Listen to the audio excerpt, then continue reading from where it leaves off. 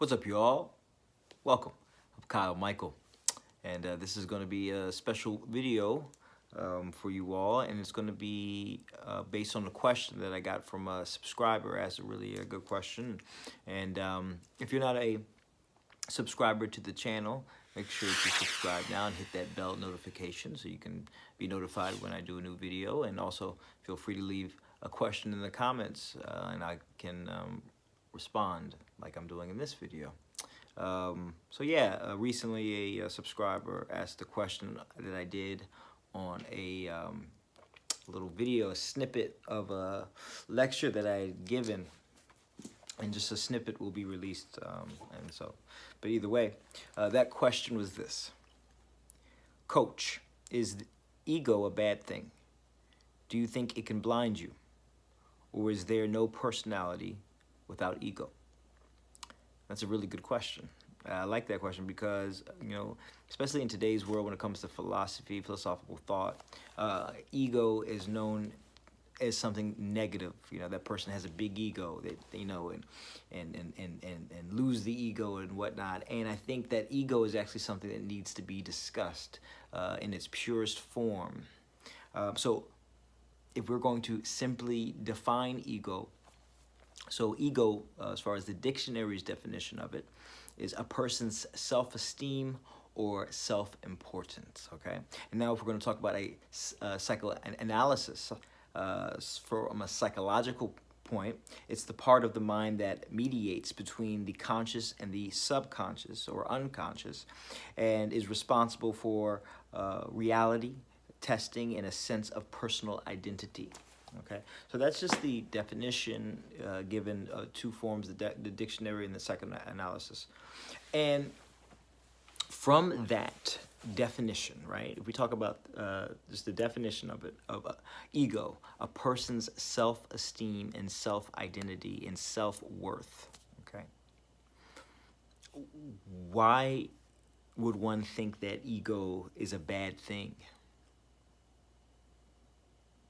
If you think about the ego being that part of you that identifies with your self-esteem, how you esteem yourself, your self-importance, how you rate your importance to yourself, why would you think ego is a bad thing?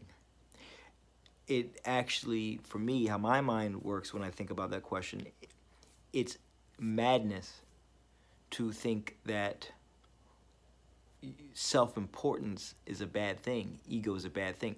Why wouldn't you feel that you are important to you? I think that it's that you should be the most important thing to you. But here is where I'll tie it into it being in a way that I think that people will grasp the true positivity behind that, because ego can blind you. He asked, do you think it can blind you, the ego? And I would say this: ego can be negative and ego can blind you when you have lost sight that others also have an ego, that your ego is not the all-important ego. Yes, it can be very important to you, but it becomes negative and you start to step into, I'd say, some certain being off from a personality-wise when you think that others should view your ego just as important as you do. You get that? You become blinded by your ego when you are blind to the fact that others also have an ego and that their ego should be as important to them as your ego is important to you. And so if you have an awareness that, yes, I have an ego, I have self-esteem, and hopefully you have a healthy self-esteem, and hopefully you have healthy self-importance, and you feel, yes, I have an ego that's positive.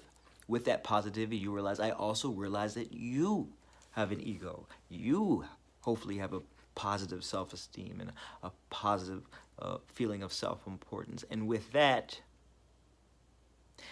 it's healthy when I don't, my ego, my self-esteem, and my self-importance is not dictated by your self-esteem, your ego, and your self-importance. In that, it's not going to make me feel more self-important if you feel less about you.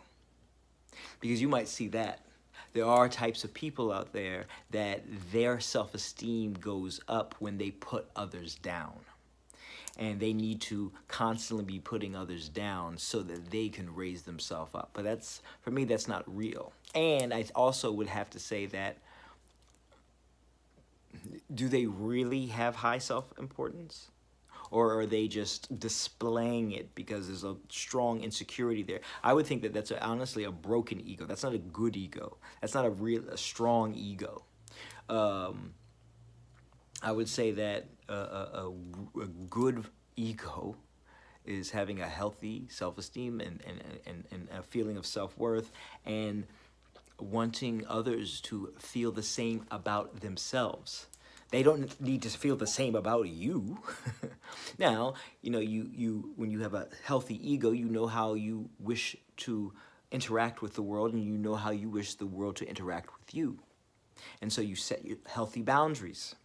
But with that, you implement that way of being, and you hope to help others feel the same way about them. And that's where you have positive interactions, right? Genuine interactions where you come from a positive place, and if you're going to interact with other people, they're going to have that same energy of coming from a positive place as well. That way you can work together, you can communicate positively, and you know, you have two egos, and with that, a harmonious relationship can come about between those two egos.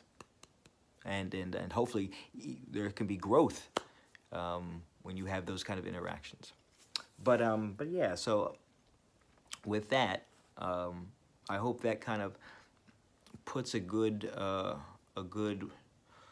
thought of how to view the ego, so that it doesn't have to be viewed as this negative thing, you know, because it seems that, you know, when ego is talked about, you know, it's just automatically negative, which is kind of crazy to me, because why would the way I view myself in any way be negative, right? So now if we're going to talk about from a metaphysical point of view, right, and a very philosophical point of view, we talk about the ego. And I think that, you know, when it comes to philosophy such as Buddhism, it might be about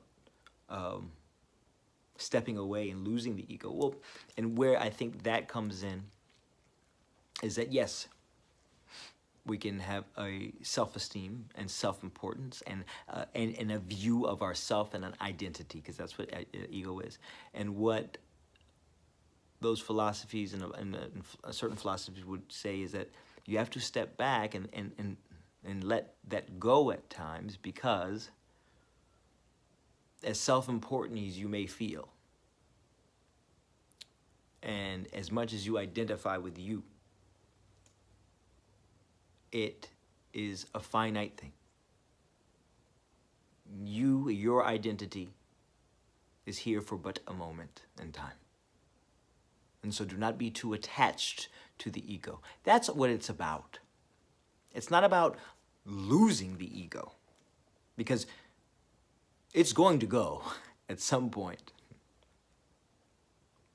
It's about not being attached to the ego, because it's simply here for a point in time. But while you're here, make it strong, make it powerful, make it positive. And when you can shine your ego and express your identity, because, you know, that ego and identity are one and the same. When you express your identity in a way to be and to be a light onto others, so they can also see that they themselves can express their ego in a positive way. That is, I believe, an incredible way to view and live an ego life, you know. Because, you know, there's terms like egotistical, and that would be a negative term.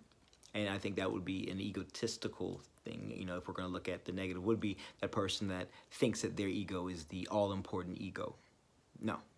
And, you know, and yes, your ego should be important to you, but it shouldn't necessarily be the all-important. Now, yes, it should be very important, but the people that you care about in your life, they themselves too have an ego. And so if you're going to live life, I think it's important to care about others. So you don't just care about your ego. While yes, your ego is going to be incredibly important, and it's going to be very hard for your ego to be, you know, more important to anybody else. So it should be incredibly important to you, but at the same time, you should care about other people's egos and allow them to have great care for their egos, you know, but they should care about yours too. You know, it's all about identity. It's about how you esteem yourself, how you deem your importance to you, and with that, to answer the question, no, ego is not bad, and yes, you can be blinded by that, but don't be.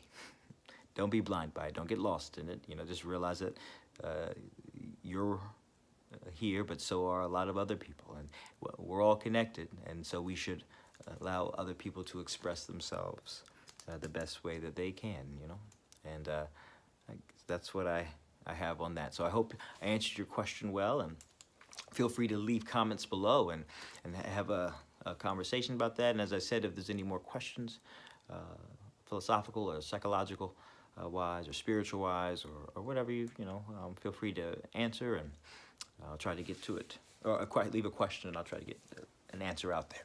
All right. If you have any questions on hypnotherapy, I'm a certified hypnotherapist. You can email me at kylemichael@magicminds.com. Also, check out my Instagram.